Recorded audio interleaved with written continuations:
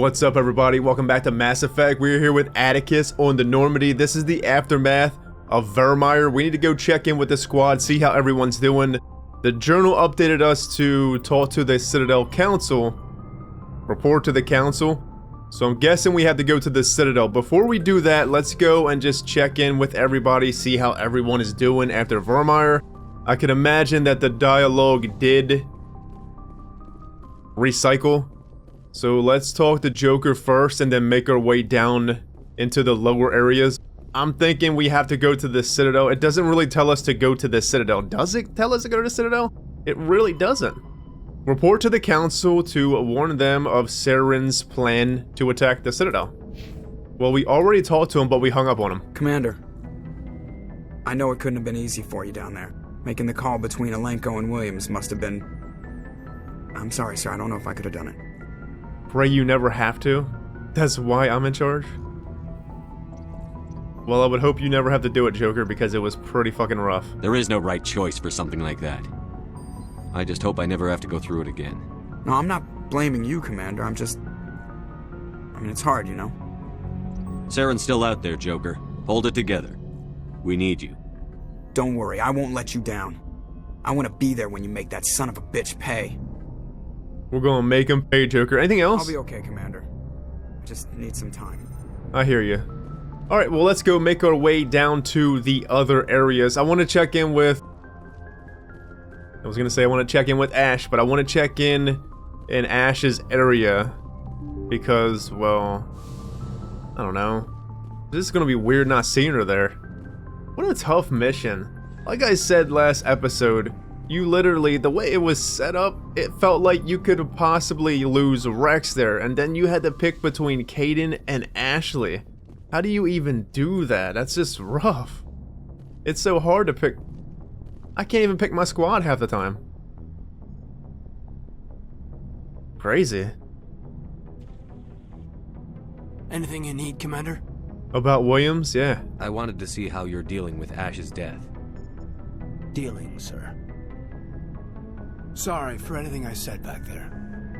Adrenaline. You and me both? Yeah, we did kinda yell at him, huh?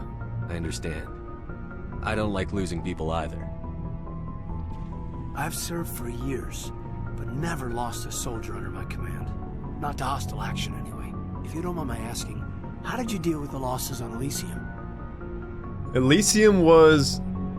Which one was Elysium? That was the Skillian Blitz, yeah?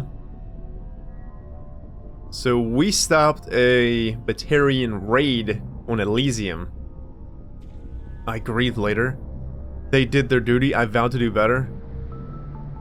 From an RP standpoint, if you lost on them people and you're kind of like the only one left, and you're holding out and you took care of all the Batarians and you were literally the only one that walked away, I would figure that we would vow to do better, never see it again, but here we are. It was my job to get everyone out safe. I failed. I vowed not to let that happen again. Same here. I'll remember her, and I'll do better for her. Yeah, I guess that's all we can do. Thanks for the advice, sir. Anything for you, but he said he never lost anyone under his command before, but wasn't Jenkins technically under his command? Or maybe he didn't get rank until we took over XO, and then he kind of... Or when we took over to Normandy, then maybe he got ranked then, but technically Jenkins was kind of under your command in a way, yeah? Just trying to get a sense of where the crew's at. Thoughts? We're all in for the duration. You can count on everyone to do their duty. What's your opinion on the last mission? Input? Hell, I don't know. We're fighting giant machines from outside the galaxy. Should I be afraid of them? Or in awe of them? Anything so old, so intelligent. Well, where are they at then? Where do they come from? He's saying right here we're fighting giant machines from outside the galaxy. Where the hell are they? Are they in between? Or the in-between, whatever you call it, the void? I mean, where else could they be? If he's saying they're outside the galaxy, are they in another galaxy? A Reaper galaxy? They're old? Yeah, they are pretty fucking old. Yeah, they've been around a while. So were the Turians. We gave them a boot in the ass. I think we're gonna need a bigger boot, Commander. Yeah, a huge boot. We'll talk another time, Lieutenant. Commander? Do they even have asses? Well, either so, we're gonna give them right in the ass. Did we check in with the Chakwas in them? I wonder. Does she have anything? Yes, Commander? Is there something you need? Nothing. I should go. Goodbye, Commander. Take it easy, Chakwas. Well, Leora, here we are.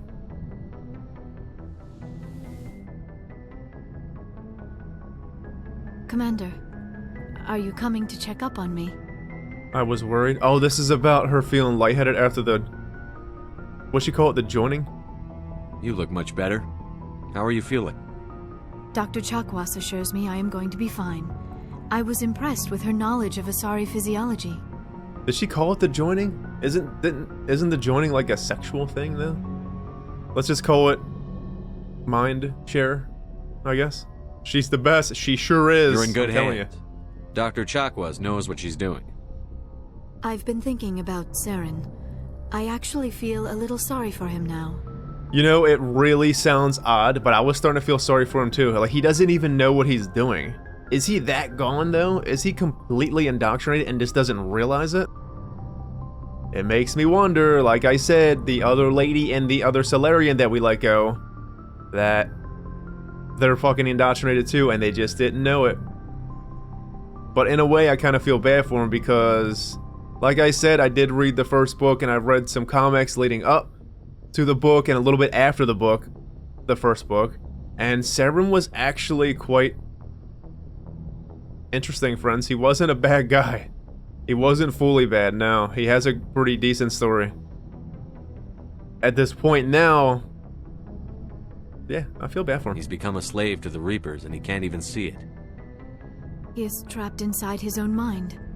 Part of him senses his identity slowly being swallowed up by Sovereign, but he is powerless to stop it. I wonder how he first fell into Sovereign's trap. Did he think he could somehow stop the Reapers from returning? Or was he simply driven by a lust for power and glory? See, that's what's so interesting about it all. When we finished the first book, Saren literally is walking away. I don't know if it was fully like a briefcase, but it was something. It had to be something that led him to Sovereign. Some kind of technology in there that led him to Sovereign. So maybe, I don't really know what his intentions were to fully, I guess, bring the Turians up and above everybody else in the galaxy. It ended up leading them to Sovereign in a way. So lust for power, maybe? Yeah. Fully? Does it matter? I don't think we'll fully ever know what Saren's motives were. But whatever it is now, it's not his motives, it's the Reapers. Whatever Saren's reasons may have been, they're long gone now. He has to be stopped. Yes, I suppose you're right. He may be Sovereign's victim, but he is also a threat to all life as we know it. Let's not spend every free minute talking about Saren. It is bad enough we are chasing him across the galaxy. Take it easy. I should go. Goodbye, Shepard. Have a good one, Leora. Leora is interesting because I don't know if we're in a romance with Leora. We attempted to do a romance, but she said she needs time. Or, yeah, this is not the right time to do it right now, and we pretty much agreed. We didn't forcefully say, well, you know, you kind of started it. We literally just agreed. We gave her space, and I don't know where we stand right now. It's a pretty hard... I don't know. I have no idea. Look at Garrus. Does he have anything? Looking for supplies? Only if you got something good. Let's see what you've got. You bet, Commander. Oh, you don't have nothing. Get on up out of here, man. What's up, Garrus? Commander, I wanted to thank you. Thank me. I feel like we already had this conversation. Before, Garrus. For everything. Taking me with you, letting me be part of your team. I've learned a lot. I've thought a lot about what you've told me. About not sacrificing innocence to achieve the goal. About finding the best way through, not just the fastest. And I've been thinking about Dr. Saleon, too. I'd convinced myself that he deserved to die, but then I started thinking about why I wanted him dead. I realized it wasn't because of what he did to those people. That was part of it, but I think most of it was because he got away from me. He escaped under my watch, and I didn't like that. I let it become personal. Words mean nothing until you turn them into action, Garrus. What are you going to do about it? Well, I'm going back to CSEC. I think I can make a difference there. I'll also reapply for Spectre training, but I'll do it right. I won't compromise myself to get there. If the people I'm sworn to protect can't trust me, then I don't deserve to be the one protecting them. We definitely already heard this, but yeah, that's great, Garrett, sure. I'm glad you see it that way. Keep that in mind when we meet Saren. Don't worry, Commander. I will. Oh man, look. Poor Ash. She's not here. It's just so weird. I knew it was going to be. Damn. Commander. Aye, aye, Commander. Remember? Oh. Hey! What? There's Kirahi! What the hell? How did you survive? And where's Ashley? It was an honor working with you, Commander Shepard. Despite the losses, our mission was a success. My superiors will duly honor Chief Williams for her actions. Her sacrifice has earned humanity a great deal of respect from my people. Whoa, Kirahi survived! That's so cool! Now that I think about it, remember in the beginning, Kirahi said he's dividing his teams into 3 teams, so... Oh man, so probably 2 of his teams got away and Ashley was on the team that did not get away. Or Ashley was on the team that sacrificed themselves so other ones can get away. Oh, that's so rough. I was going with the theory that Ash still may be alive. And we'll talk about it in a second, but wow. Kirahi's here. That's so cool. Ash was a hell of a soldier. She knew what the risks were, but she did what she had to. Of course, a grim reality that every soldier must accept. Rest assured, Commander, my men and I will not forget what you have accomplished here. We will leave your ship as soon as you reach your next destination. Perhaps we'll have the opportunity to work together again someday. I hope so too. You should join the crew. My superiors will hear of this. You have made an ally of the Solarian people. Join the crew, man. I salute you and all of your officers. Go ahead and join. My men were concerned about teaming with you, but your actions have earned their respect. I'm gonna need you to take up the uniform again. We will work together again. I am certain of it. I really do hope so. My superiors will hear of this. Rentola. You have my gratitude, Commander. Most people would have left our team behind. The captain considers the mission a success. I defer to his judgment. Of course, you got anything? Let me see what you have. You don't really have much. Oh, Savant X. Should we buy it? We don't need it, I don't think. We already got that. Hey, take it easy. What's up, Rexy? Commander, things got heated back on Vermeer. You did what you had to do. I respect your choice. It's a rough decision, Rex. I feel bad that we weren't able to do something with the genophage in a way, but I think it was for the best. I appreciate what you did, Rex. I won't forget it. Just make sure it was worth it. Saren has to pay for what he's done. Oh, he will? No matter what it takes, I'm gonna hunt him down and kill him. I like the sound of that. I'm gonna hunt him down and kill him. So long, Rex. Shepard. You know, the whole time off from this episode, I was thinking about Ash, right? And I kept thinking to myself, maybe she kind of got away, maybe she survived. But now that I think about it, because I was literally just gonna bring up, well, we let the lady go and we let the other Solarian go, right? But what if they come up again? And if they do, then that's gonna burn at me. It's gonna eat me alive thinking that Ash is still alive. But then you gotta think about it is that Ash was still over there fighting. We let them go quite early in the mission, so they might have outran the blast. Who knows? But Ash was still over there fighting on one of the platforms probably, or whatever the hell it was, and she probably didn't get out. But wow, Kira, he survived. That is so awesome. Is there nothing over by Ash's here? There's just nothing. Maybe Shepard can talk, click on something. No. Wow, friends. See you later, Kirahi. I expect you to join the crew.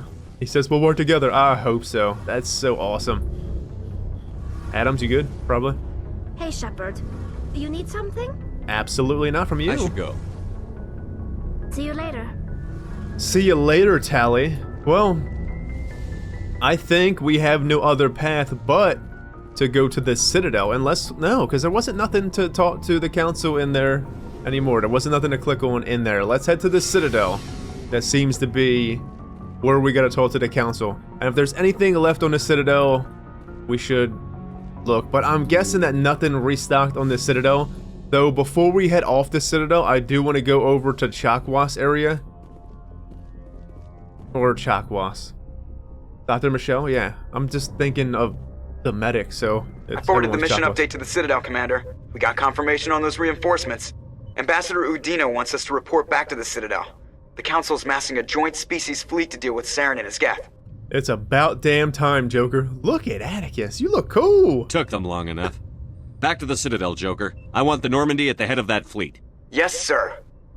He looks so badass. So we ultimately... Oh, here we go. They're massing a species-wide fleet here. Everyone. Well, there we go. It's about fucking time. Maybe hanging up on him actually worked. Oh, Shepard must be telling the truth the way he hung up about 75 fucking times. Good job, Shepard. Thanks to you, the Council's finally taking real action against Saren. The Ambassador is correct. If Saren is foolish enough to attack the Citadel, as you believe, we will be ready for him. Patrols are stationed at every mass relay linking Citadel space to the terminus systems. Yeah. What about Ilos, though? Yeah? That's it? Ilos? Yeah, sure. How many ships are you sending to attack Ilos? Ilos is only accessible to the MELE relay, deep inside the terminus systems, Commander. If we send a fleet in there, the only possible outcome is full-scale war.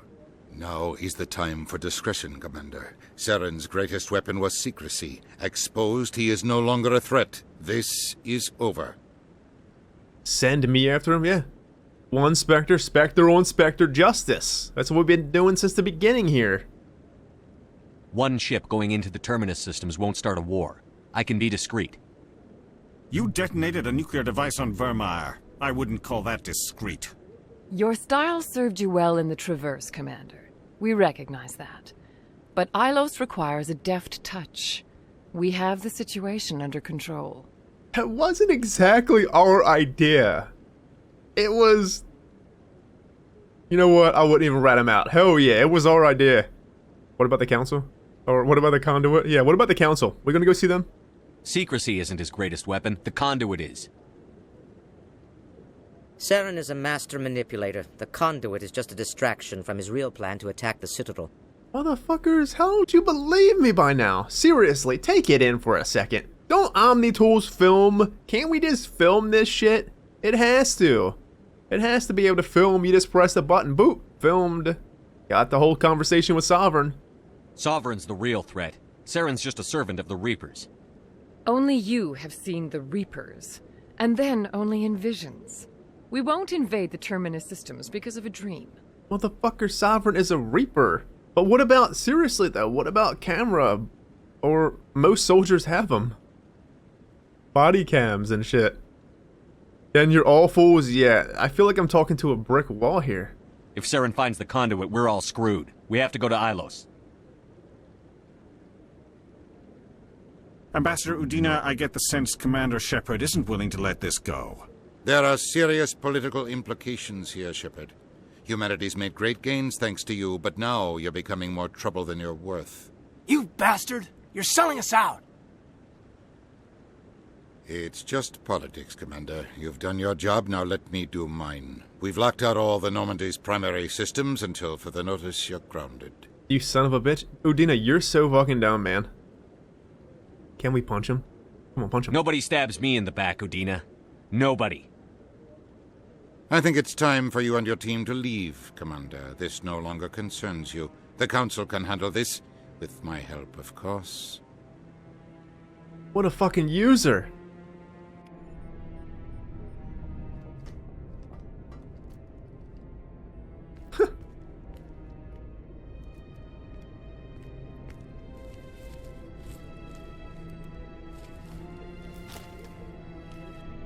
Commander. Shepard, I cannot believe they did this to you. I am so sorry. It wasn't you. They screwed me. They screwed all of us. They're idiots. Yeah, they're fucking idiots. I showed them the truth and they still won't believe. It's not right. You did everything they asked and more. Nobody else could have done what you did.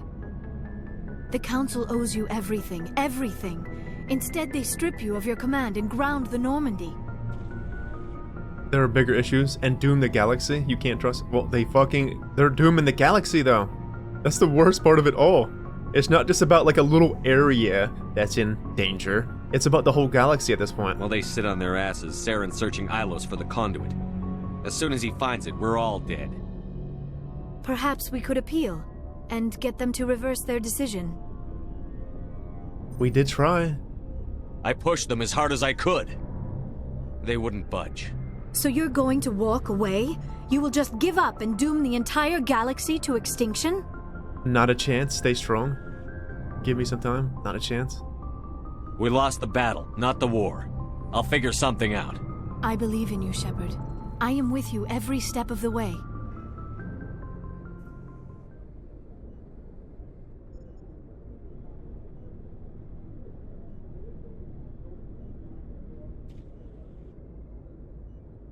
Whoa. Sorry to interrupt, Commander. Got a message from Captain Anderson. Motherfucking Joker! Come on, man, we had a moment! C blocked! Were you listening in? Are you spying on us, Joker? No, sir. Just knew you were on the ship and figured I'd pass the message on. The captain said to meet him at Flux, that club down in the wards. You should probably go meet with him. Who are we gonna take here? Let's take Kaidan. And Rex. Kaidan and Rex? Sure. Kaidan and Rex. What's up, Rex? How you doing? Interior pressure with exterior atmosphere. Logged.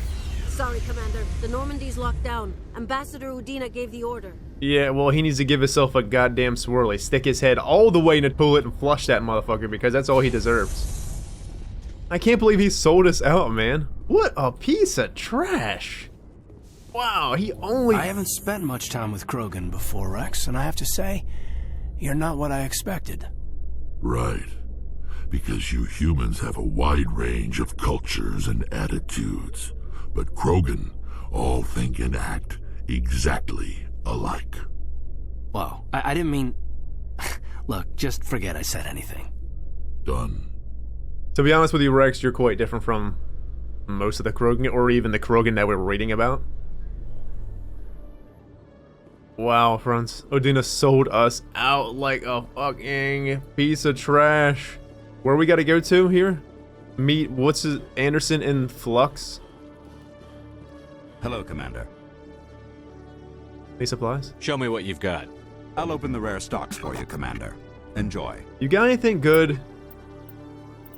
Whoa! What is this?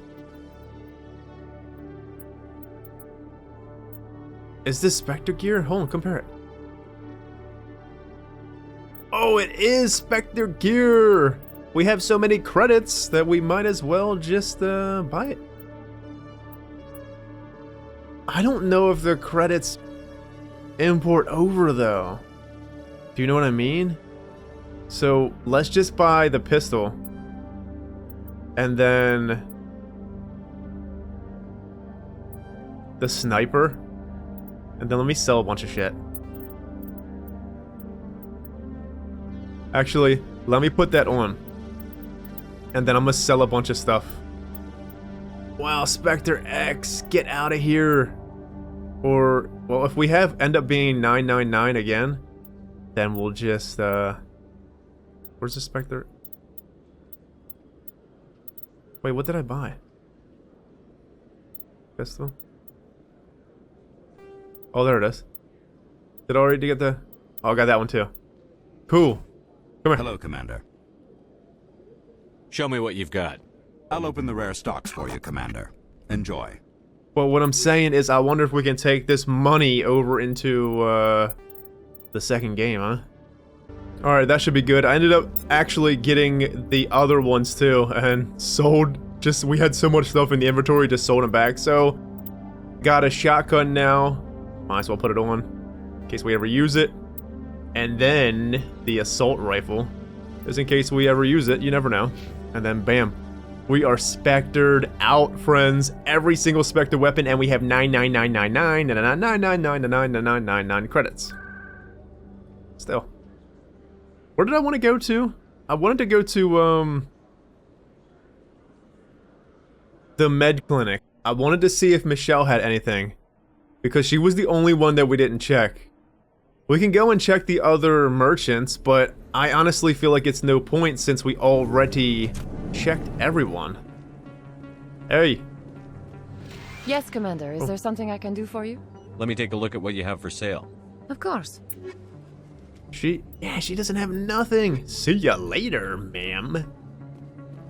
Alright, so Flux. We go to Flux, and then we head out, I guess. Well, there we go. No blood for aliens. No blood for aliens? Excuse me, you're the Spectre, right? You got a... Commander Shepard, it is an honor to speak with you. What's this demonstration about? I'm Charles Saraceno of the Terra Firma Party. With Armistice Day coming soon, we're making our voices heard by the alien appeasers on the Presidium. Can I count on your support in the next election? The alien appeasers? You're marking the end of the First Contact War with a protest?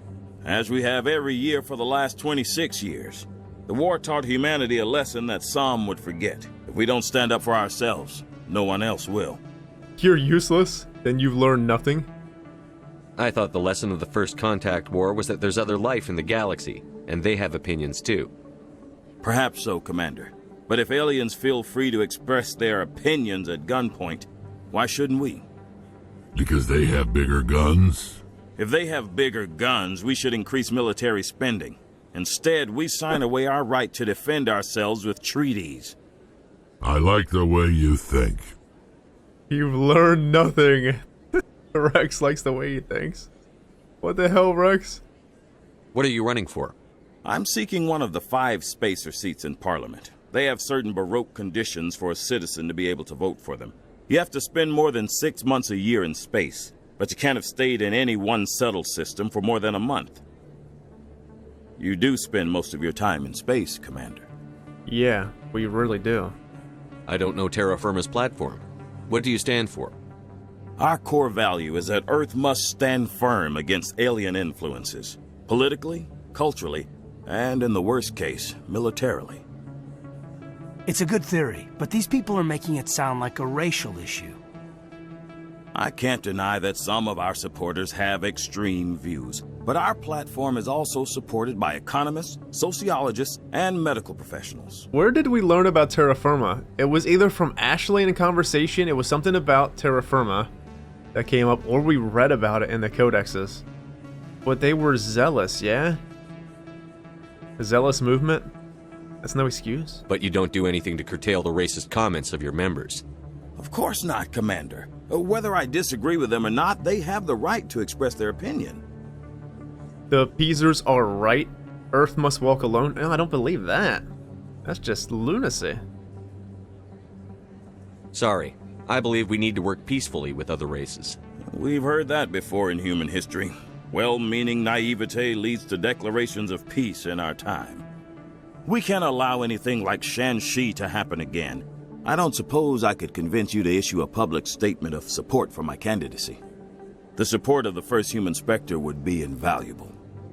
The occupation of Shan-Shi couldn't happen again. We weren't even sure there were aliens to garrison against back then. It's still a powerful symbol, Commander. Shan-Shi is the only human territory ever occupied by an alien species. I won't support you. I don't think we should support this guy. I'm gonna be straight honest with you. I don't really support this stuff whatsoever. Any type of racism, oppression. No, you're fucking crazy, pal. Get out of here. You have the right to your opinion, Mr. Saraceno. But with all due respect, I disagree with it. I understand. I'm glad you support the democratic process, at least. Thank you for your time, Commander. Remember Terra Firma on Election Day, because Terra Firma remembers you. Dude. You really think that... Let's go into the galaxy. Let's start space flight. Hell. We'll start space... Oh, this is not the way we go. Anyways, let's start space flight, and then we'll just segregate ourselves and be racism fucking assholes to the rest of the galaxy so the whole fucking galaxy hates us. That's not the way to do it. That's the dumbest shit I've ever heard. You really think that's a good idea to do some... Soldier? Could I take a moment of your time? You sure the fuck can't. See ya. Soldier, I've got a major situation, and I need help from somebody with humanity's interests at heart. I'm not just a soldier, I'm listening. What is it? It's Commander, actually. What do you want? Of course, right to business. That's why humanity has the best damn fleet in the galaxy. My name is Elias Keeler. I'm an alliance negotiator. We've got a big session coming up with the Solarians. You wouldn't believe what's riding on this. I'm fighting for humanity on this one, just like you are. You're a pencil pusher? I don't remember seeing you hip deep in Geth back on Eden Prime. I'm not on the front lines, but I'm making sure our jobs don't get outsourced to the aliens. I need every edge I can get. Specifically, I need a certain mental stimulant. It's legal, but restricted. I've purchased the monthly limit, and I need more from the medbay. You're an addict? Oh, you're trying to get some drugs? What is this stimulant exactly? Oh, I don't know the medical terms, but it increases mental capacity, short-term recall, that sort of thing. It helps me stay focused, and it keeps me sharp. Nothing gets by me when I'm on it. You getting cocaine here? Is that what's going on? If you know the monthly limits, why did you go over them? The negotiations were supposed to be last week, but the Solarians stalled it, probably deliberately. If I don't get the stimulant, I'll be a wreck. My assistant will take over, and that would be a disaster. Have a little faith. I'm sure he'll be fine. What's wrong with him? Is your assistant incompetent, or just inexperienced? Worse. He's an alien sympathizer. My assistant wants to bend over backwards for the Citadel races. He wants to show them we're reasonable. No race will respect us until we show them who's in charge. That's what it took with the Turians. Yeah, forget my assistant. The negotiation. Why is this deal so important? The Solarians want to set up long-term trade agreements. There are billions of credits at stake. If I don't get the drug, my assistant will take over and mess up the whole deal. It would be a disaster. Have a little faith. Oh, we already heard? You should put some trust in your assistant. Didn't you train him? My assistant wants to bend over backwards for the Citadel races. He wants to show them we're reasonable. No race will respect us until we show them who's in charge. That's what it took with the Turians. Yeah, forget my assistant. Did we already ask about the drug? I'm pretty sure we asked about everything, yeah? Let me ask about it one more time. What is this stimulant exactly? Oh, I don't know the medical terms, but it increases mental capacity, short-term recall, that sort of thing. It helps me stay focused, and it keeps me sharp. Nothing gets by me when I'm on it. You're a goddamn drug addict, sir. You need help. Keeler, you've got a problem. You need to get treatment. It might look that way from the outside, but this is just a one-time slip-up. All the top negotiators are on stimulants close to the legal limit. It's the way the game is played. Then the game is wrong. Don't be an idiot. Sir, did you really come to Commander Shepard to try to get you drugs? Will overdosing on stimulants and getting arrested help humanity, Keeler? Maybe you're right. I've been trying to keep humanity strong, and maybe I've pushed myself too hard. I'll tell you what. This will be the last time I use the stimulant. After this deal is finished, I'll get treatment. Do we have to knock you out to get you to understand? You won't be doing humanity any favors if you overdose during negotiations. Get help now. You don't understand. Humanity needs me, and I need that stimulant. Without it, I don't know anymore. I get so tired when I run out of the stimulant. I just need one more boost. It's because you're a fucking addict. That sounds like an addict talking, Keeler. What does it take to convince you? You're right. I'll go tell my assistant. I shouldn't be working like this. I'll get help. I'm just sorry it came to this. Well, what the hell? Negotiator's request. You have convinced Mr. Keeler to seek treatment for his drug addiction. The negotiation will be handled by his assistant.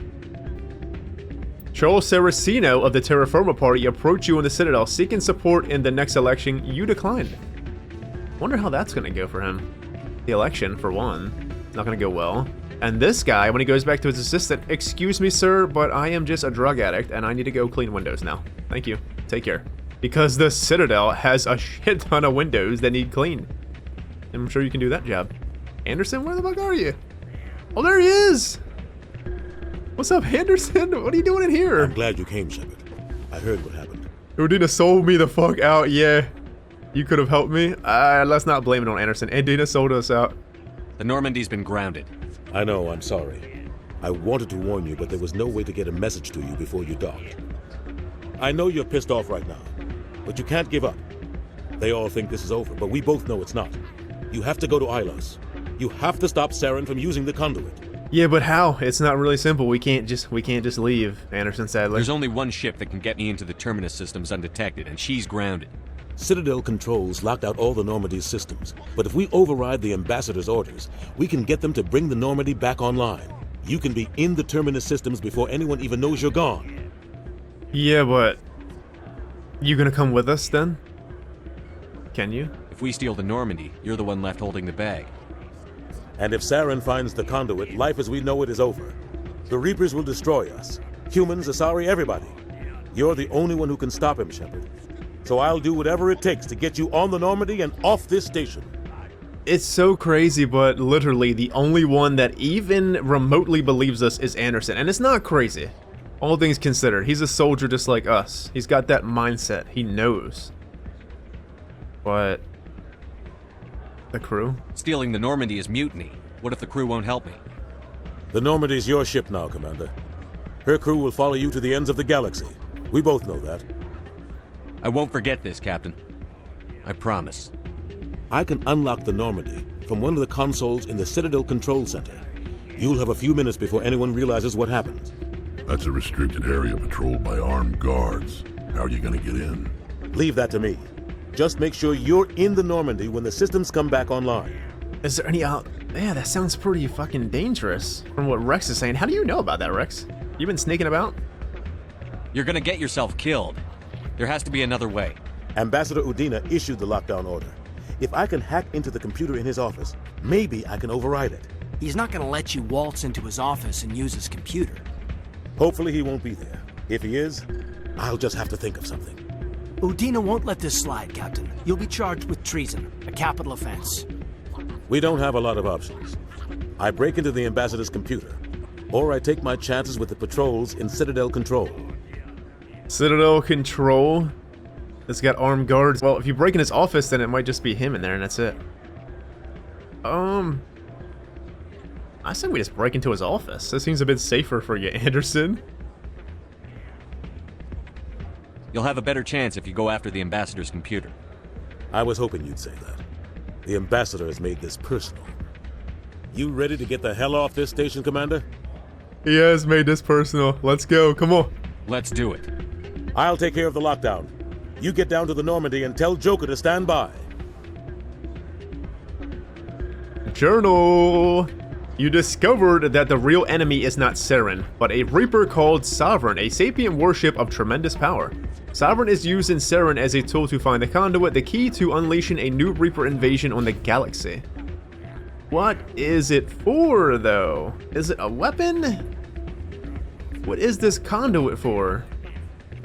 It makes me wonder. Right? You guys, you feel it too? Like, what the hell could it be?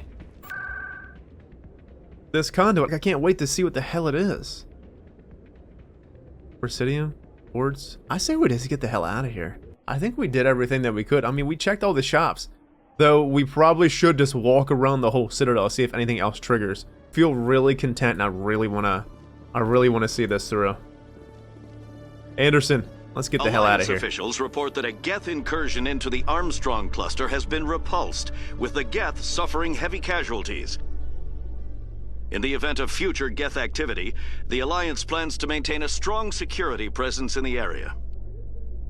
Well, they probably should, honestly. There's a lot of Geth. There was a lot of Geth. We done took them all out. Anderson is going to go into his office and unlock the computer. What if fucking Udina's in there? Oh, this guard isn't here. Someone booted her. Stand by, shore party. Decontamination in progress. Oh, he's in there. Anderson, what are you doing here? I didn't send... See you, motherfucker!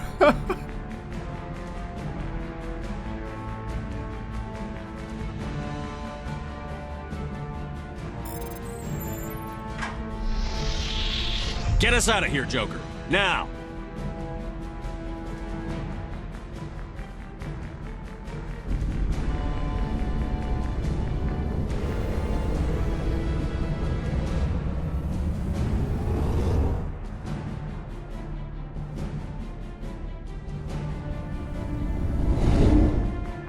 Damn, no one's even chasing us. Anderson has knocked him the fuck out. I thought he was gonna pick him up and throw him off the fucking balcony. Can we talk to everybody? Can we talk to people about that shit? Hey, Presley. Can't believe we stole the Normandy. I know we'll all be court-martialed if this doesn't work out, but part of me loves this. Hell yeah, Presley! Can't believe we stole the Normandy. I know we'll all be court-martialed if this doesn't work out, but part of me loves this. Part of me loves this. He is so excited. Wow, we can talk to everybody. Let's talk to everybody now. Come on, Joker, you got anything? Aw, damn it, no sign of pursuit? I was hoping the Council would send some ships after us. I was looking forward to putting the Normandy through her paces. Figured I'd get to see what this ship can really do. This isn't a game? Well, the mission's not over yet. Saren's still out there. Maybe we'll get a chance to play hide and seek with Sovereign. You know, it doesn't seem like much fun when you say it, Commander. So you need something? Not a damn thing. I have to go. Alright, see ya.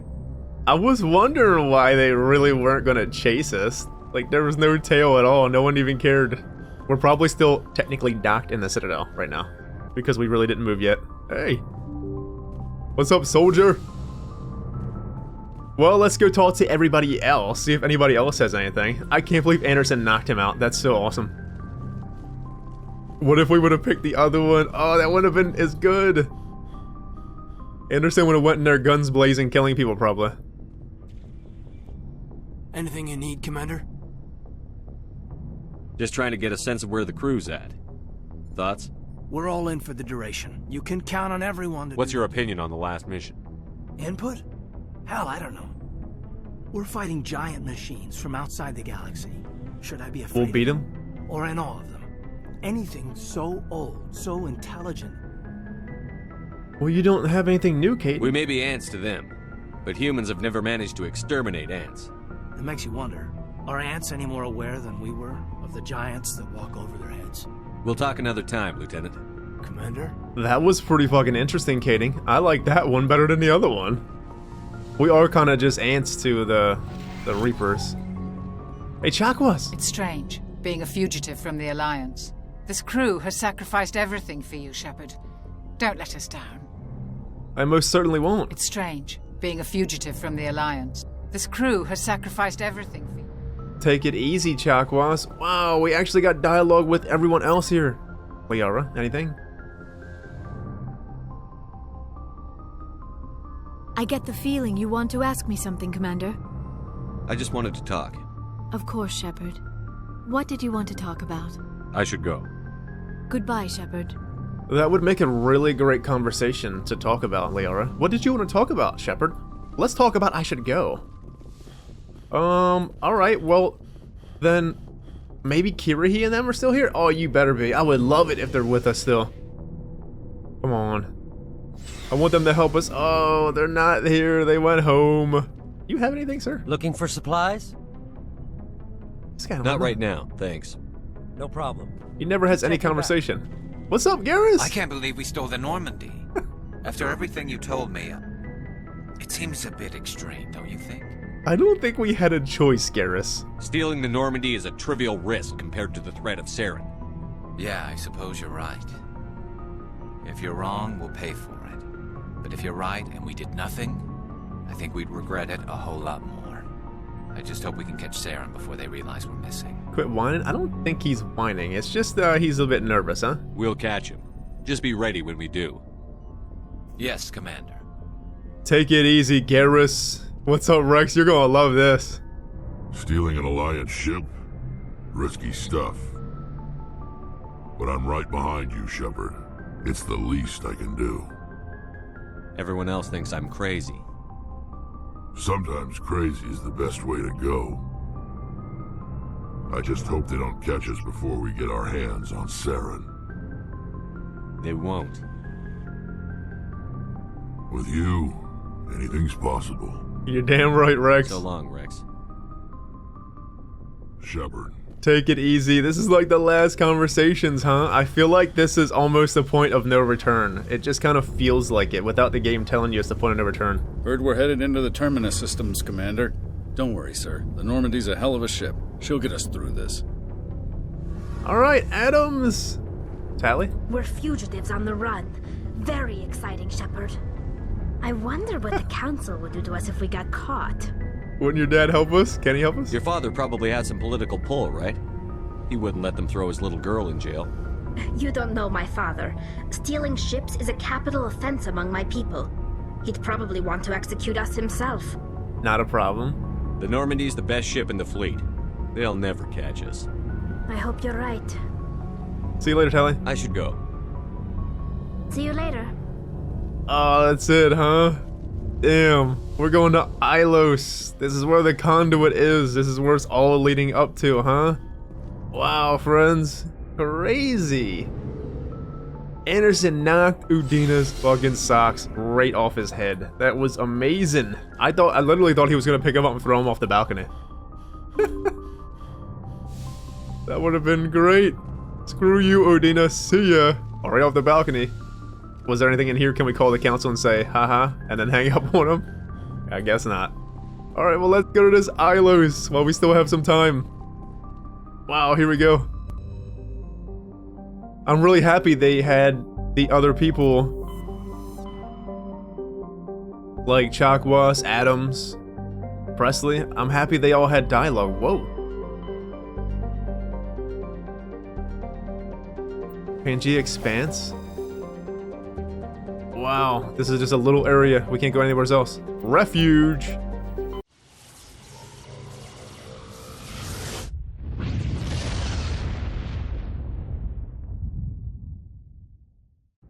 Ilos, here we come, huh? Age Tauntaun? Age Tauntaun? Age Tauntaun has a pressure cooker atmosphere composed of carbon dioxide and ethane. Its scorching hot surface is mainly composed of sulfur with deposits of gold. Surface gravity is comfortable at 1.0 standard Gs. There are several areas of debris that may be the wreckage of downed Prothean aerostat colonies. Based on the size of the debris field, a population over 100,000 was likely. Wow. This is all Prothean stuff, huh? Zaphe. Zafe? Zafe is a relatively small hydrogen and helium gas giant. There are several tenuous belts of debris in equatorial orbit. Spectral analysis of the material suggests artificial origin. Perhaps the remains of a station that once mined Zaphe for helium-3? Zafe? Ilos. Whoa, look at this place. In the golden age of the Protheans, Ilos was a verdant world dotted with the spires and arcs of magnificent cities. Even casual observation shows this is no longer the case. Ilos has been devastated by means unknown. Its entire surface changed to the color of rust. The atmosphere shows heightened levels of oxygen. Wildfires, presumably ignited by lightning strikes, can be seen on the dark side. This indicates that most, if not all, respirating animal life forms have died off. Surface gravity is a comfortable 1.17 standard Gs. What do you say we land, huh? A Prothean world.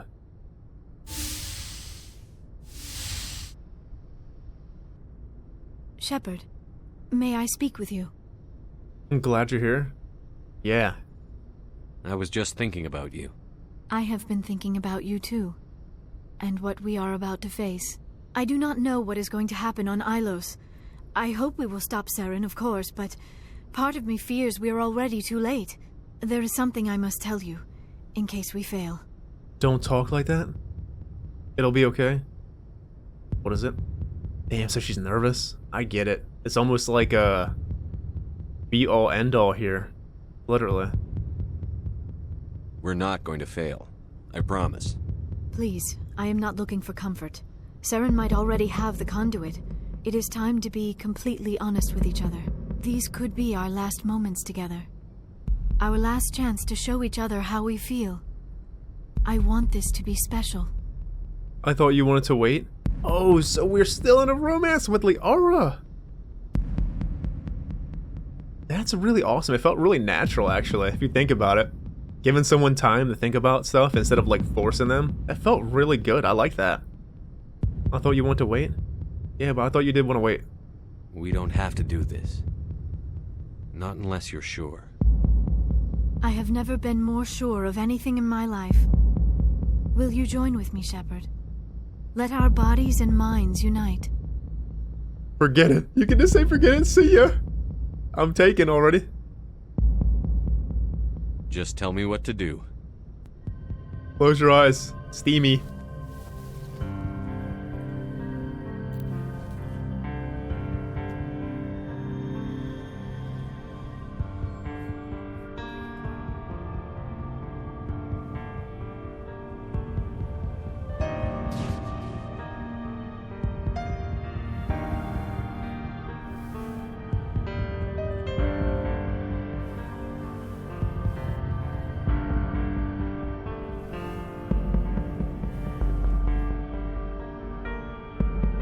Whoa.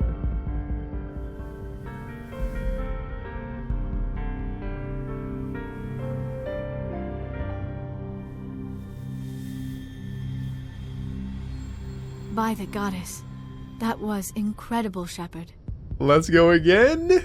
Could you imagine? Seriously. The eyes going black. It's like a demon.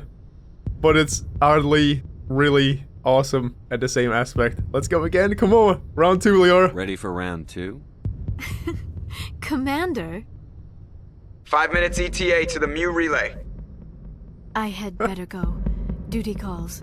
You would not want to keep Joker waiting. Shepard, whatever happens on Ilos, I just wanted to say thank you for everything. Wow. That was a really good love scene. There you go, Liara. Whoa.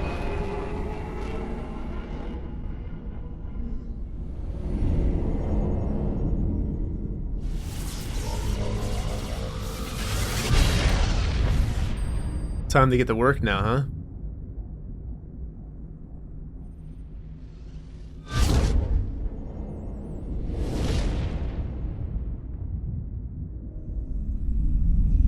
Commander? We've got company. Have their sensors picked us up yet? Well, stealth systems are engaged. Unless we get close enough for a visual, they won't have any idea we're here. Picking up some strange readings from the planet's surface. Take us down, Joker.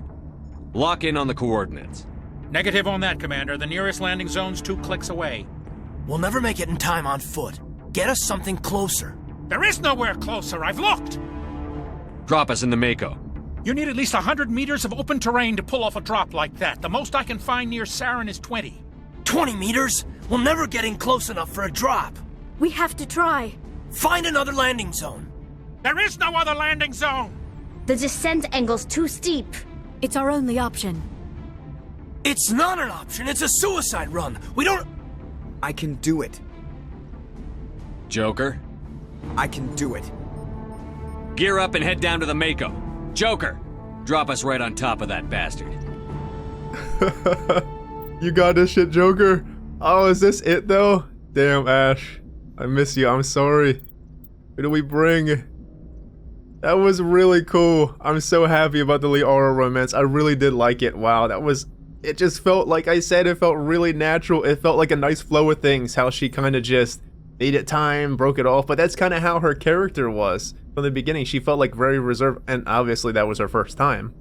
So that was really, really well done. Wow, I did like it. Completely smitten Shepard is now.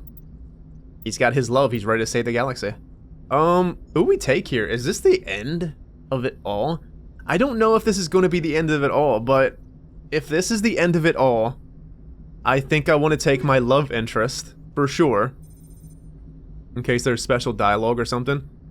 And the other choice I want to make is, I want to say I want to bring my favorite squad mate that's not my love interest.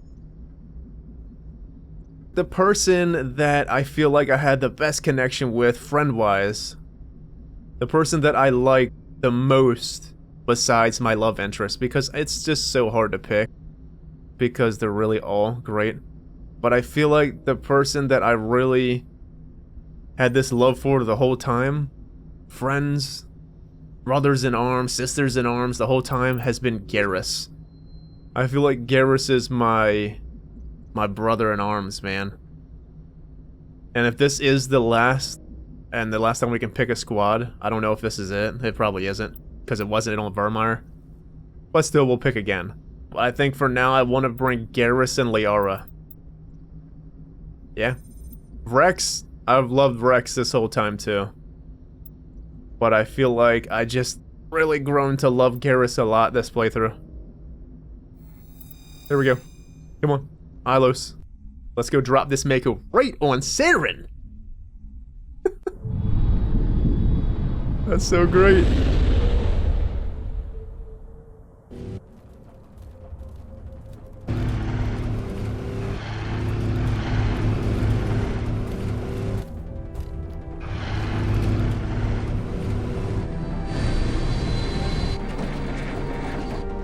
You two, keep moving inside now.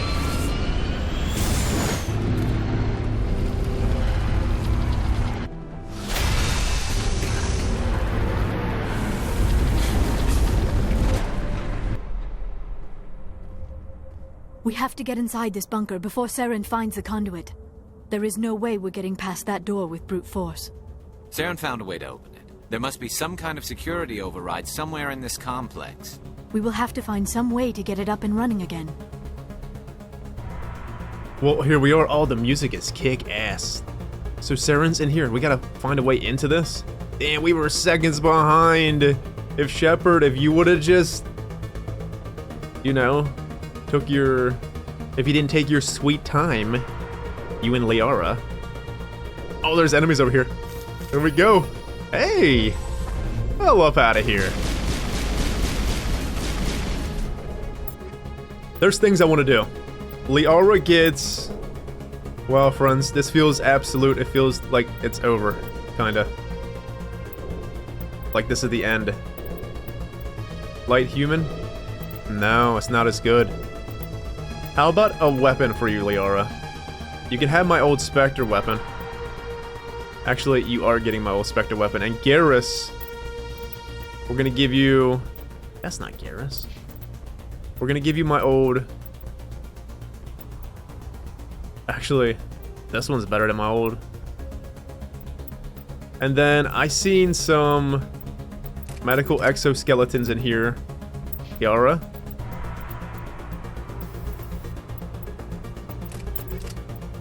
Wow, shield interface. That's fine. Shall we get out? Get a move on? Get up! You guys are wiping them out.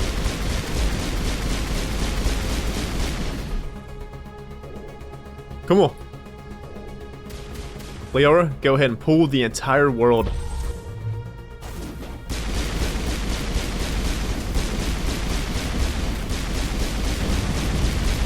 Whoa, hello. An armature on foot? That works for me. What are we doing here? We're like stuck. There we go.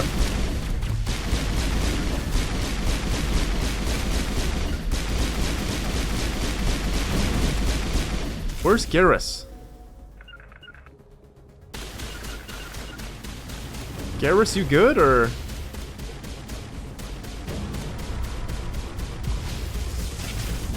Are you stuck on the Mako? Come on, Garrus.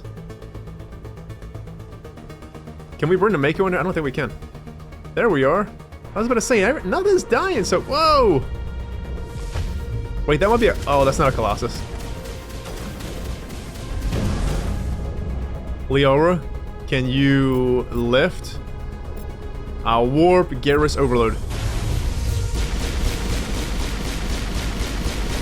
Wow, fucking wrecking him. Now Liara warp. Garrus, sabotage.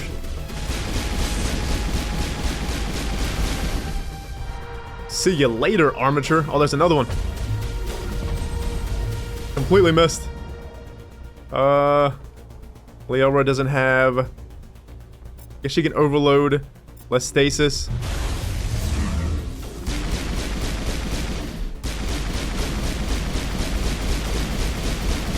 he wheels and deals, we are done for, Garrus. Go and overload Garrus, Liara, lift. There it is, easy peasy. Another one bites the fucking dust. Might as well just omni-gel everything. Where are we supposed to be going? Here? Oh, we can't actually get in there.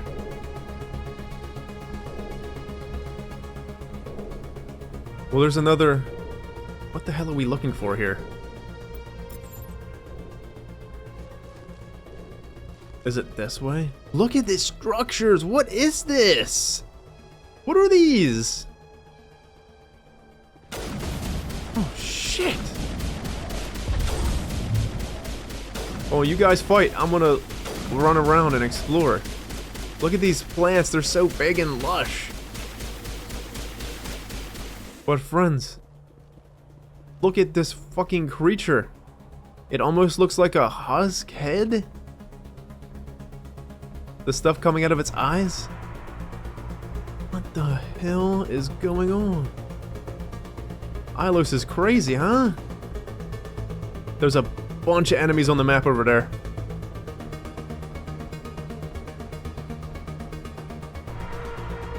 Wait.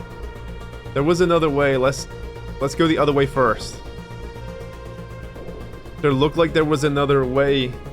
We don't went the wrong damn way. Do you know what I mean? There looked like there was another way over here. Because we're looking for some way to get into that area. Or, like, hold on. Courtyard. Elevator. We need to get to the elevator. In the elevator, and that's right there.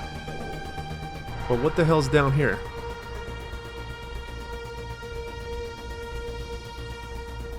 Nothing? It actually is a down. Maybe the controls are down here then? What the hell is that? Oh.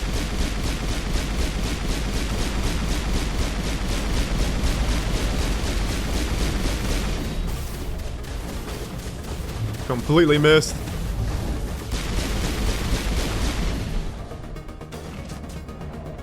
Hey, Liara, are you good?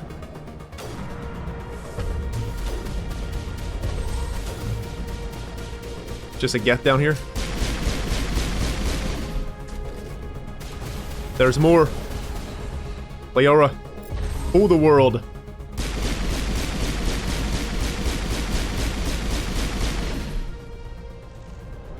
We're jammed down here, but... Oh, it's these mother effers. There they go. Garrus, overload. Liara, overload.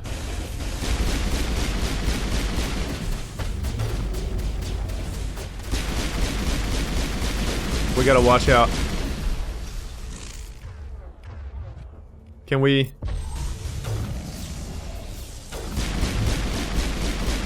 We need to be careful because there was a sniper on Vermeer that was one of these.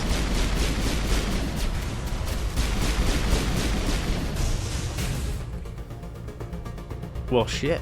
We done cleared them all out. What's up, Garrus? This place feels wrong to me, but not just because of the geth. It feels wrong, but not just because of the geth. Something's going on here.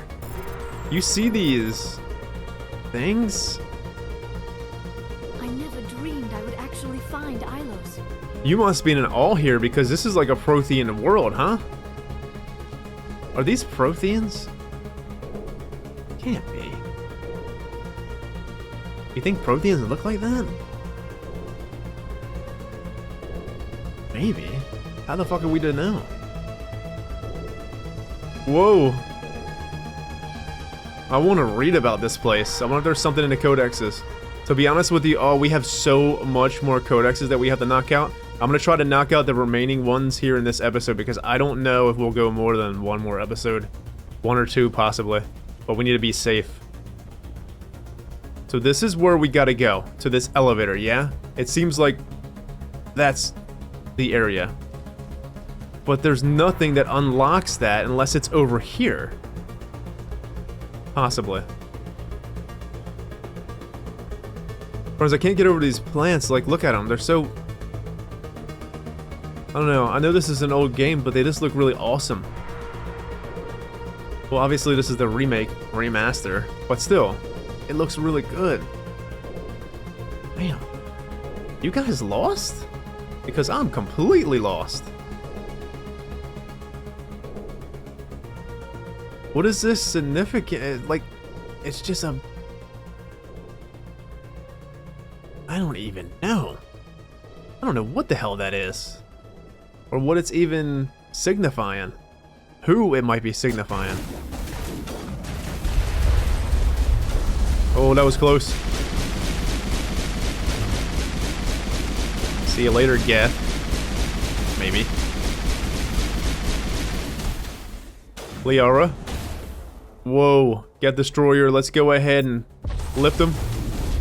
Liara, use your singularity over here. Garrus, go ahead and sabotage over here. Let me, well... Corbin! Where did I knock him to? Oh, he's done for. You see how far I knocked him? Liara, go ahead and overload. Garrus, overload as well.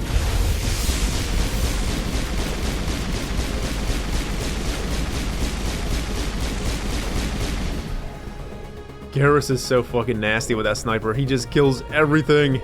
And I love it. Thank you, Garrus.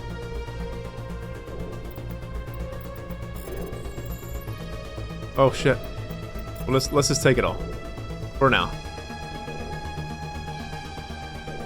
See any words to go? Let's look at the map. We're in a courtyard. Oh, this is definitely the way to go. We're still jammed though. We have stuff up here. Let's see what this is. What's up, Liara? You having a good time? Did you see her eyes go black? Wow, that's so crazy! What did she say?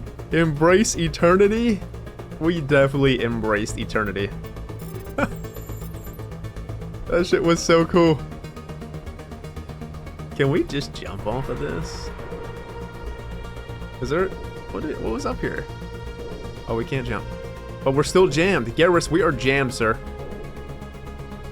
Let's get the hell out of here, huh? Maybe that was just loot up there, then.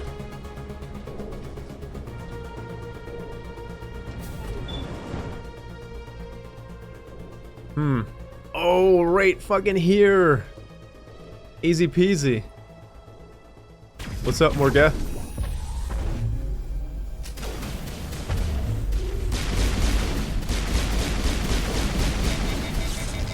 Garrus, take it easy. All right, oh, we got the shotgun.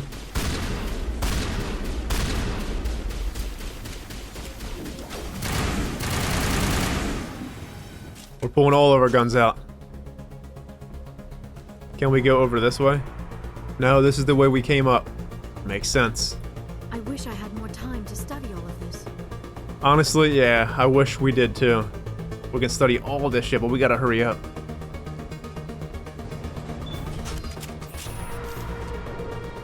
We gotta stop Saren before he gets the conduit, Liara.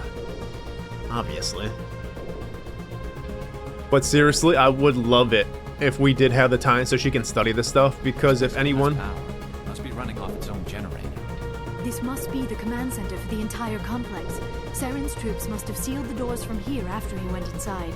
We will have to figure out how to disengage the security lockdown if we ever want to get inside that bunker. I agree.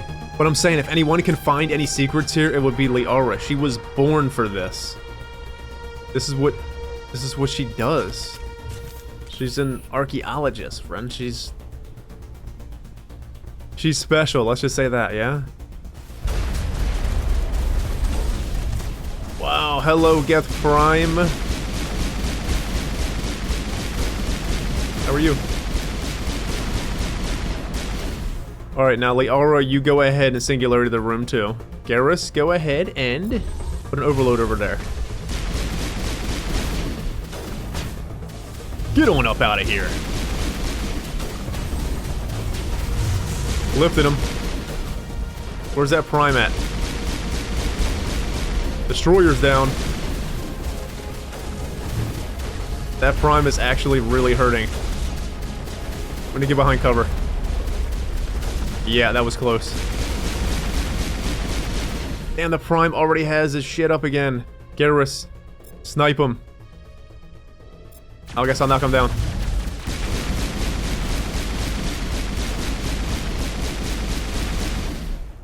This is serious. Go ahead and overload. Liara, pull the room. But that was a sabotage.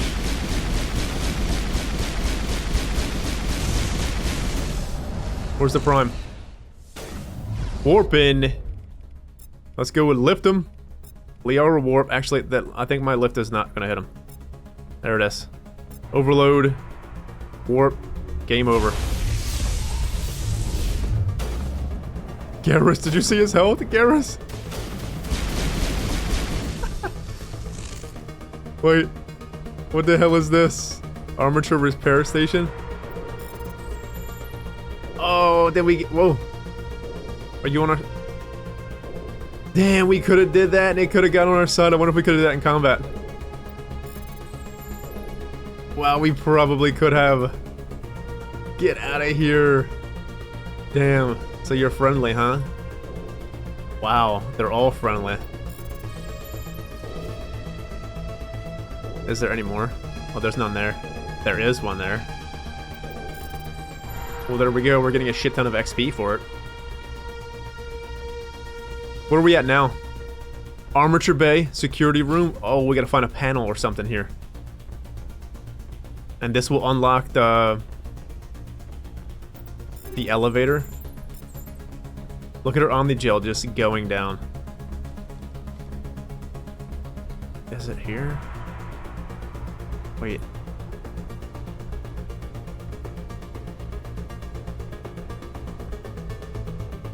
Yeah, it's like... It looks like it's up. Security panel right there. Come, Saren already has a head start. We have to go find him before he reaches the conduit. Unless he's already found it, then we're just walking into a trap. That is a chance we will have to take. Hold on. Something's happening. Too late. Unable to... Invading fleets. No escape.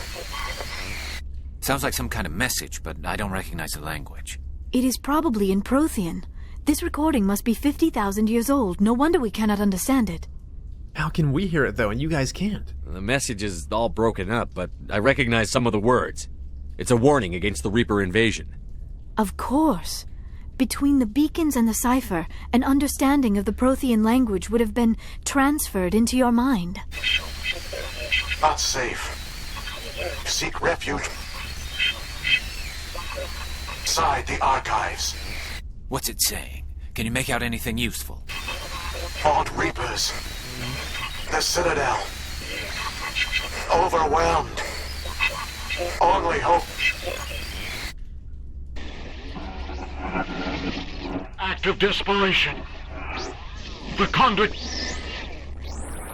All is lost. I'm only getting bits. Yeah, but the Citadel's overwhelmed. They're called Reapers. The conduit, all is lost. It said something about the conduit, but it's too degraded to help. We should go. Cannot be stopped. Cannot be stopped. Cannot be stopped, obviously. Saren and his troops have disappeared into a sealed bunker beneath the surface of Ilos, sealing the doors behind them. The security system is disabled. Return to your vehicle and follow Saren into the underground archives. Oh, there it is. Race against time, Sovereign. You discover the real enemy is not Saren, but a Reaper called Sovereign, a sapient warship of tremendous power. Sovereign is using Saren as a tool to find the conduit, the key to unleash a new Reaper invasion on the galaxy. Go to Ilos. Use the move relay to go to Ilos and stop Saren before he uses the conduit to unleash a Reaper invasion on the galaxy. So this conduit is gonna bring back all the fucking Reapers, huh? But why can't they be... Why aren't they just here? It makes me wonder that the Protheans did do something. In some way, some fashion, right? Maybe they beat them, in a sense. Act of desperation. All is lost. Well, friends, we are making some interesting progress here, because this place certainly is interesting. Like I said before, I kind of wish Liara could study this stuff. I would love to hear what's going on with this world. I want to know what them species were out there. What the hell they were. Maybe the Codex has something on them. But did something come up in the Codexes anywheres? Well... Oh, that was the... We didn't even need to go to this elevator. All this time I thought the elevator was the deal, but no, that's not the deal. The deal is getting back to the vehicle and going in here. Oh, okay. I think what I'm going to do is I'm going to save here. And when we come back, we'll obviously jump into the vehicle. This looks like a good point to stop. Let's jump into some codexes, though. Oh, we got level ups. Liara. Sure. Barrier 2. Why not? Garrus has nothing and Atticus has nothing. What level are we? 28? What's the max? I don't know. Planets and locations. Extinct races. Oh, this is primary. Pharos is a habitable world in the attic. Like the ancient human city of Troy, Ilos is a world known only through second-hand sources. References to Ilos have been found at several other Prothean ruins, though direct study of the world is unlikely to occur.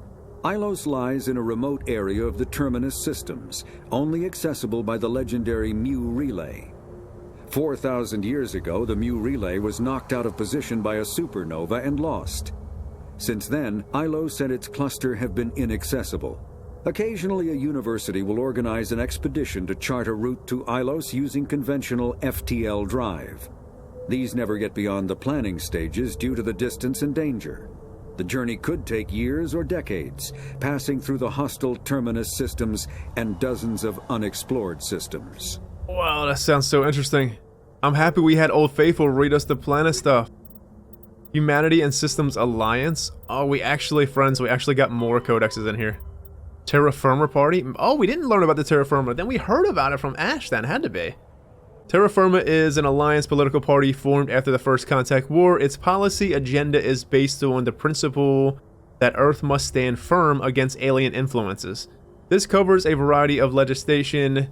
Recent activities by Terra Firma include opposition to a law requiring high school alien language study, a proposal to increase tariffs on alien imports, and leading a popular movement to mark the First Contact War with a public holiday.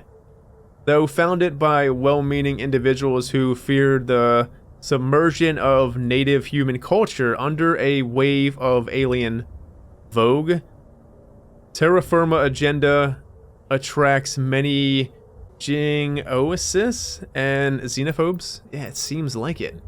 Damn, nothing came up on extinct races, huh? Or anything like that? Prothean Beacon? See, look, hold on. This kind of looks like... It's obviously Prothean. Damn, I wanted to learn about that stuff. Friends, look, we have a lot of codexes left, and I'm gonna be honest, I don't know how many episodes we have. This might be a really fucking long episode, but I feel like we need to get these done, and if I don't get them done this episode due to not being able to read the rest of these, then I'll try to fit them in the next episode before we obviously get to the end, maybe throughout the episode. But once you're getting on the path here, you kind of just, the story's so good you just can't stop and work up and read some shit. FTL Drive Appearance. New space travelers ask, what does it look like outside a ship moving at faster than light speed? Part of the answer can be seen in a simple pane of glass. Light travels slower through glass than it does through open air. Light also moves slower in conventional space than it does in a high-speed Mass Effect field. This causes refraction. Any light entering at an angle is bent and separated into a spectrum. Objects outside the ship will appear refracted. The greater the difference between the object exterior and the subjective interior speeds of light, the greater the refraction. As the subjective speed of light is raised within the field, objects outside will appear to redshift, eventually becoming visible only to radio telescope antenna. High-energy electromagnetic sources normally hidden to the eye become visible in the high blue spectrum. As the speed of light continues to be raised, X-ray, gamma ray, and eventually cosmic ray sources become visible. Stars will be replaced by pulsars and excretion disks of black holes, quasars, and gamma ray bursts. To an outside observer, a ship within a Mass Effect drive envelope appears blue-shifted. If within a field that allows travel at twice the speed of light, any radiation it emits has twice the energy as normal. If the ship is in a field of about 200 times light speed, it radiates visible light as X-rays and gamma rays, and the infrared heat from the hull is blue-shifted up into visible spectrum or higher. Ships moving at FTL are visible at great distances, though their signature will only propagate at the speed of light. Wow. When I say this is alien to me, yeah, it's so crazy. Did they make all this stuff up though, or is this how like it really is in like life itself? I obviously know we don't have Mass Effect fields and stuff like that, but I'm saying to just make this shit up about the ships is just super cool. Drive charge. A positive or negative electric current is passed through an FTL drive core. It acquires a static electrical charge. Drives can be operated an average of 50 hours before they reach charge saturation. This changes proportion to the magnetic of Mass Effect reduction. A heavier or faster ship reaches saturation more quickly. If the charge is allowed to build, the core will discharge into the hull of a ship. All underground crew members are fried to a crisp, all electronic systems are burnt out, and metal bulkheads may be melted and fused together. Wow. Talk about a crazy dangerous job. The safest way to discharge a core is to land on a planet and establish a connection to the ground. Like a lightning rod, larger vessels like dreadnoughts cannot land and must discharge into a planetary magnetic field. The ship passes the charge from the drive core to the exterior armored hull, then dives into the magnetic field. As the hull discharges, sheets of lightning jump away into the field, creating beautiful aurora display on the planet. The ship must retract its sensors and weapons while dumping charge to prevent damage, leaving it blind and helpless. Discharging at a moon with a weak magnetic field can take days. Discharging into a powerful field of a gas giant may require less than an hour. These space facilities, such as Citadel, often have special discharge facilities for visiting ships. Wow, that seems so crazy. I would not want to be doing that. But is there, well, obviously there's like a crew that deals with it, but I'm saying just combat pay, yes please, sure. Just to discharge a ship. Combat endurance. Heat limits the length and intensity of ship-to-ship combat. Starships generate heat when they fire high-energy weapons, perform maneuvering burns, and run on-board combat electronics. In combat, warships produce heat more quickly than they can disperse it. As heat builds up within a vessel, the crewed spaces become increasingly uncomfortable. Before the heat reaches lethal levels, a ship must win or retreat by entering FTL. After an FTL run, the ship halts, shuts down non-essential systems, and activates the heat radiation gear. Combat endurance varies by ship design and by the battle's location. Battles in the deep cold of interstellar space can go on for some time. Engagements close to a star are brief. Since habitable worlds are usually close to a star, battles over them are frantic. Wow. General tactics. The word of always is just wow whenever we read codexes. Shells lofted by surface navies crash back to Earth when their acceleration is overwhelmed by gravity and air resistance. In space, a projectile has unlimited range. It will keep moving until it hits something. Practical gunnery range is determined by the velocity of the attacker's ordnance and the maneuverability of the target. Beyond a certain range, a small ship's ability to dodge trumps a larger attacker's projectile speed. The longest range combat occurs between dreadnoughts whose projectiles have the highest velocity but are the least maneuverable. The shortest range combat is between frigates, which have the slowest projectile velocity and the highest maneuverability. Opposing dreadnoughts open with a main gun artillery duel at extreme ranges of tens of thousands of kilometers.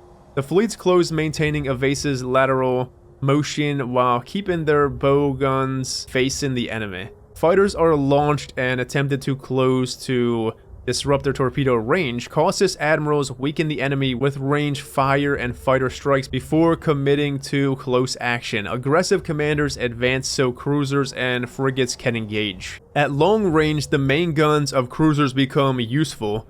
Friendly interceptors engage enemy fighters until the attackers enter the range of a ship-based Guardian fire. Dreadnoughts fire from the rear screened by smaller ships. Commanders must decide whether to commit to a general melee or retreat into FTL. At medium range, ships can use broadside guns, fleets intermingle, and it becomes difficult to retreat in order.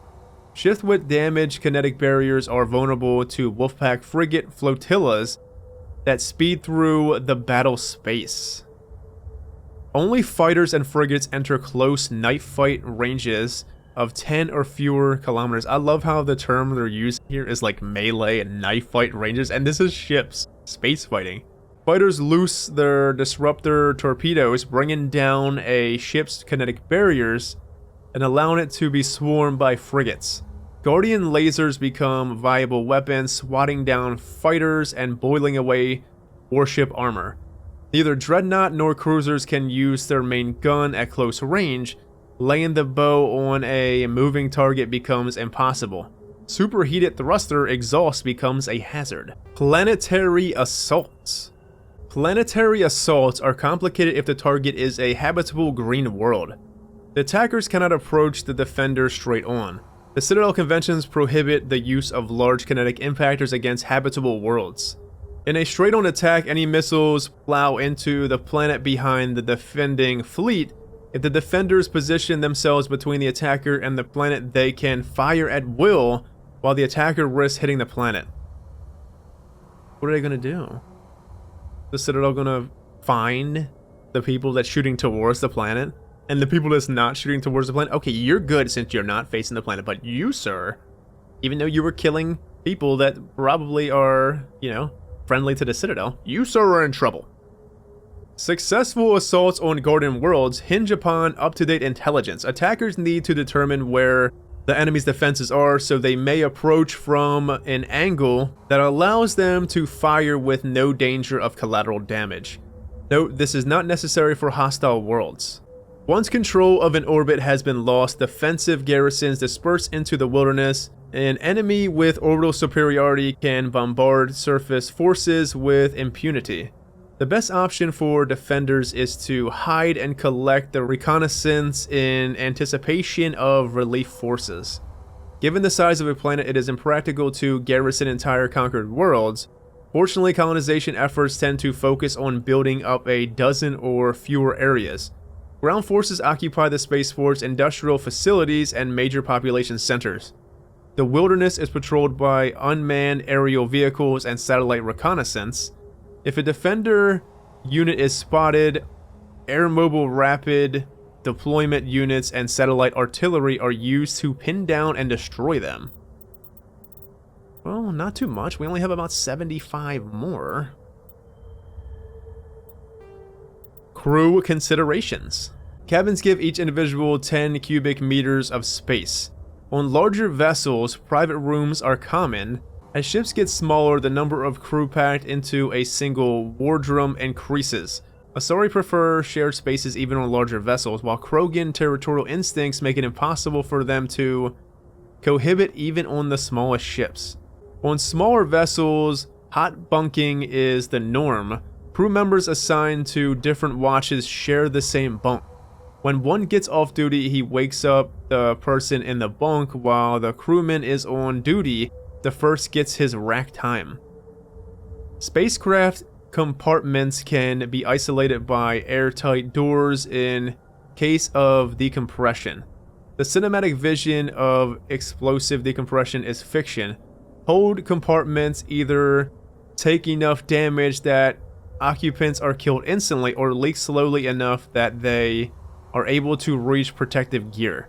Compartments are equipped with energy life support apparatus, fireproof plastic bubbles with air bottles, small when stowed ELSA comfortably accommodate one individual inflated. Damage control procedure cuts off ventilation to burning compartments. Without oxygen to consume, fires die in seconds. The compartment is repressurized afterwards for the crew recovery. Mass Effect fields create an artificially gravity agrav plane below the decks, preventing muscle atrophy and bone loss in 0G. Large vessels arrange their decks perpendicular to their thrust axes. The highest decks are at the bow and the lowest at the engines. This allows a grav to work with the initial inevitable effects of thrust. Ships that can land arrange their decks laterally so the crew can move about while the vessel is on the ground. Warships normally turn off their agrav systems during combat, reducing the heat generated by systems and increasing combat endurance. To provide a point of reference for navigating in 0G, floors are painted a different color from the walls and ceiling. Starships, cruisers. Cruiserweight starships are the standard combat unit encountered away from large naval bases. The poor, bloody infantry of most fleets' nimble scouting frigates have neither the punch nor the stamina to stand up to serious combat, and the mighty dreadnoughts are a strategic resource carefully hoarded and committed to the most critical battles. Cruisers perform routine independent show the flag patrols in settled systems and lead flotillas of frigates in small engagements such as pirate suppression campaigns. In major fleet engagements, cruiser squadron support the dreadnought battle line by screening their flanks against enemies attempting to maneuver for the main gun bowshot from their vulnerable broadsides. Alliance cruisers are named after cities on Earth. Wow, that's really cool. I love how they did that. Named their cruisers after the cities on Earth. Dreadnought. The Dreadnought is the ultimate arbiter of space warfare. Millions of tons of metal, ceramic, and polymer dedicated to the projection of firepower against an enemy vessel of like ability. No sane commander would face a Dreadnought with anything less than another Dreadnought. A Dreadnought's power lies in the length of its main gun. Dreadnoughts range from 800 meters to 1 kilometer long, with a main gun of commensurate length. An 800 meter mass accelerator is capable of accelerating one 2G slug to a velocity of 283 kilometers every 2 seconds. Each slug has the kinetic energy of 38 tons of TNT. Oh my word. 3 times the energy released by the fission weapon that destroyed Hiroshima. Wow, what the hell? That is so powerful. When used to bombard planets, some of this kinetic energy is lost due to atmosphere re-entry friction. As a rule of thumb, each Earth atmosphere of air pressure saps approximately 20% of a projectile's impact energy. The Turian fleet has 37 dreadnoughts, the Asari 21, the Salarians 16, and humanity has 6. With an additional hull under construction at Arcturus Station. Alliance battleships are named for mountains of Earth. Ever-class, Everest, Fuji, Elbrus, Kilimanjaro class, Kilimanjaro, Taishan, Shasta, Ekinkaja, under construction? Is that how you say it? Fighters. Fighters are a single pilot combat small craft. They are lightweight enough that they can be economically fitted with powerful Element 0 cores, making them capable of greater acceleration and sharper maneuvers than starships. Kinetic barrier shields change starships battles from short, vicious bloodbaths to extended, indecisive slugging matches. One of the main gun of the Dreadnought could punch a mass accelerator slug through the barriers of an opposing Dreadnought. This changed with the development of the fighter-launched mass disruptor torpedo, a short-range weapon that can penetrate kinetic barriers to destroy their projectile assemblies. Starship Guardian defensive must be overwhelmed through swarm tactics. Fighter groups can take heavy casualties pressing their torpedo attacks home. Once fighter-launched torpedoes have crippled an enemy's barriers, the mass accelerators on frigates and cruisers can make short work of them. Interceptors are a type of fighter optimized to attack other fighters with no ability to damage starships. Interceptors are used to screen friendly units for incoming fighter attack. That's a terrible job, I can imagine. That must be the scariest job, to be flying a fighter in space combat. Frigates! Frigates are light escort and scouting vessels. They often have extensive guardian systems to provide anti-fighter screening for capital ships, and carry a squad of Marines for security groundside duty. Unlike larger vessels, frigates are able to land on planets. Frigate dry systems allow them to achieve high FTL cruise speeds. They also have proportionally larger thrusters and lighter design mass, allowing them to maneuver more handily.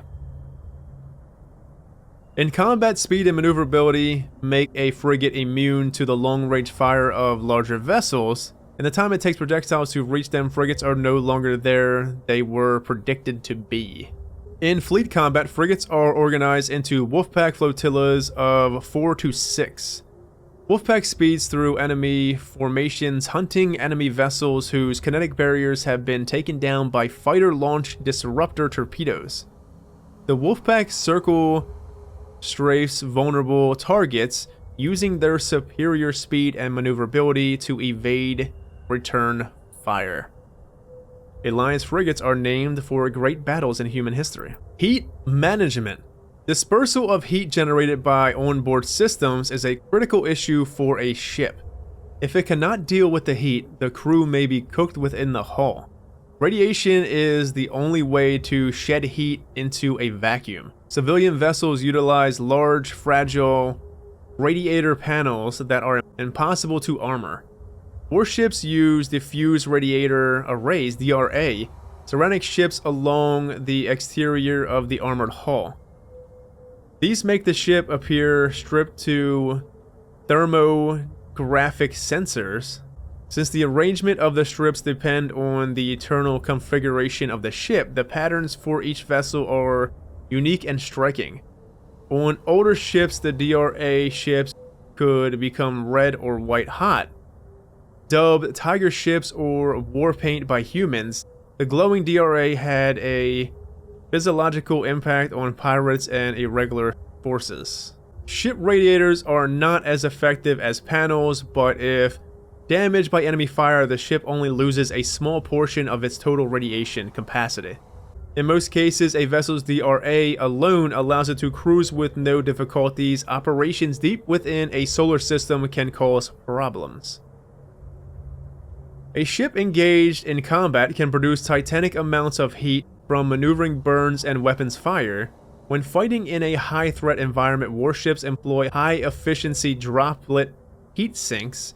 In a droplet system, tanks of liquid sodium or lithium absorb heat within the ship.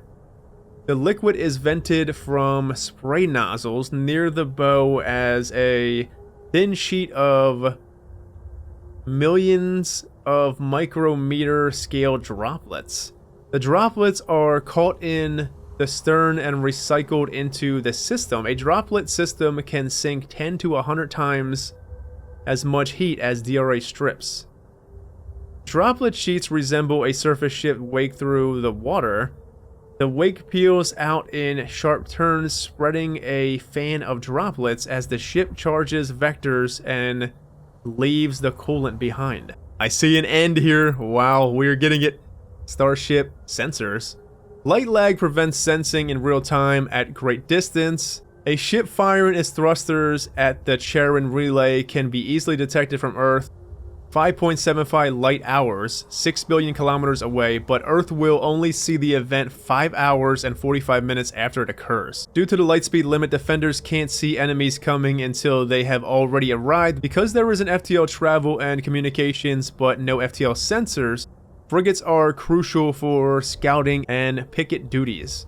Passive sensors are used for long-range detection, while active sensors obtain short-range, high-quality targeting data. Passive sensors include visual, thermographic, and radio detectors that watch and listen for objects in space.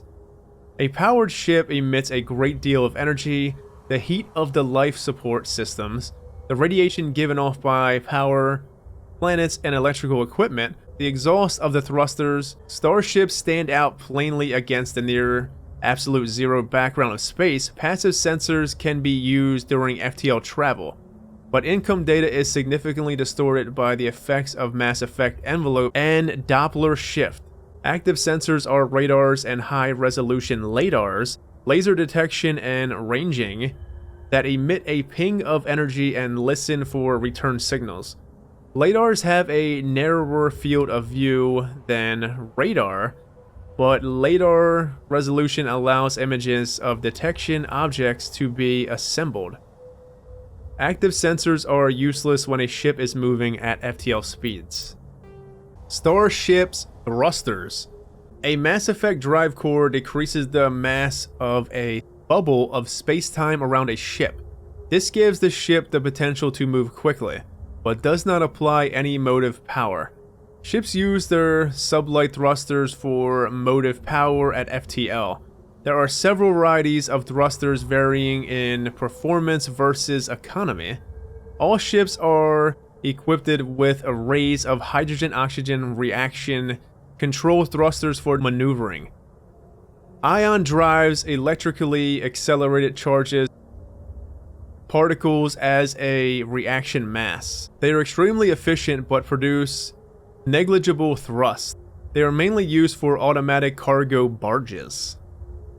The primary commercial engines is a fusion torch, which vents the plasma of the ship's power plant. Fusion torches often powerful acceleration at the cost of difficult heat management. Torch fuel is fairly cheap. Helium-3 skimmed from gas giants and deuterium extracted from seawater or cometary bodies.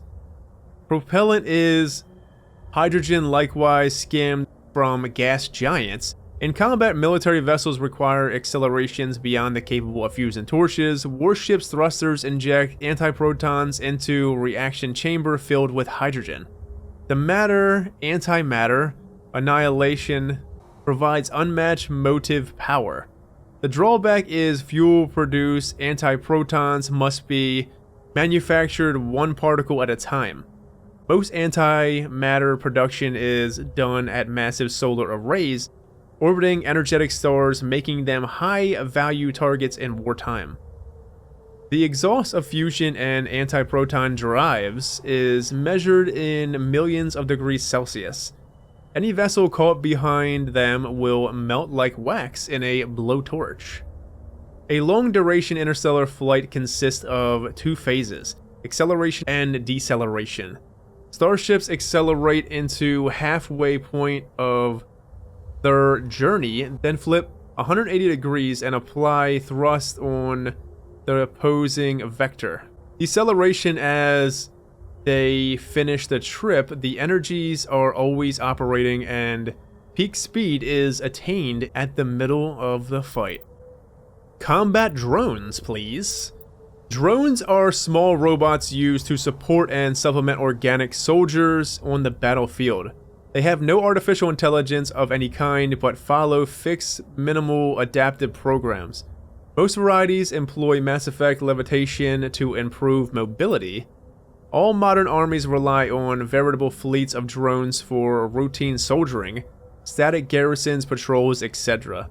These use the drones in non-crucial duties, keep manpower needs down, and reduces casualties in low-intensity conflicts. Less advanced races and culture with less sensitivity to casualties have correspondingly fewer drones in their inventory. Drones are of little use in conventional open fight battles, as they are poorly armed and armored. In addition to combat drones, support drones are used to assist organic units in the field. Reconnaissance drones are small, stealthy craft that screen combat units in the field and warn commanders when enemies are spotted. Electronic warfare drones supplement battlefield technicians, serving as mobile jammers and ELINT, electronic intelligence gathering platforms. Military and civilian police utilize Dazzler drones equipped with powerful strobe lights to disorientate and subdue intruders using non-lethal force. Drone formations are officially referred to as wings. Example, deploy the 4th Assault Drone Wing on the left flank. Common soldiers often refer to friendly formations as flocks and enemy formation as swarms. This is really interesting though. I mean, not all races will use drones, so basically saying Krogans pretty much won't use drones. I want to say less hardy races like humans, Salarians probably. Adaptive armor. A warship's kinetic barriers reduce the damage from solid objects, but can do nothing to block Guardian lasers, particle beams, and other forms of directed energy weapon, DEWs. The inner layer of warship protection consists of ablative armor, plate designed to boil away when heated. The vaporized armor material scatters a DEW beam, rendering it ineffectual.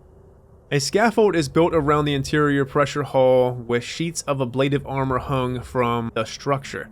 Ships technically have multiple layers of armor separated by empty baffles, space often used for cargo storage, cruisers, which lack the eternal space to fit dedicated fighter hangars. Store the shipboard fighter complement in the baffles. It is not unknown for enlisted crew to build illicit alcohol distilleries in some obscure corner of the baffles, safe from prying eyes. You gonna make a moonshine shop, huh? That's really cool. Disruptor torpedoes. Disruptor torpedoes are power projectiles with warheads that create random and unstable Mass Effect fields when triggered. These fields warp space-time in a localized area. The rapid isometrical mass changes cause the target to rip itself apart. In flight, torpedoes use a mass-increasing field, making them too massive for energy kinetic barriers to repulse. This extra mass gives torpedoes very sluggish acceleration, making them easy prey for defensive Guardian weapons. So torpedoes have to be launched at very close range. Torpedoes are the main anti-ship weapon used by fighters. They are launched from point-blank range in ripple-fire waves, reminiscent of the ancient Kalut rocket artillery launchers. Thus, their popular nickname, Callies. By saturating defensive Guardian systems with multiple targets, at least a few will get through. Wow, is this the last one? Guardian laser. The best for last, huh? Because we've been reading about this and we don't know what the hell it is. A ship's general array defense integration anti-spacecraft network, Guardian, consists of anti-missile / anti-fighter laser turrets on the exterior hull. Because these are under computer control, the gunnery systems officer needs to do little beyond turn the system on and designate targets as hostile. Since lasers move at light speed, they cannot be dodged by anything moving at non-relativistic speeds.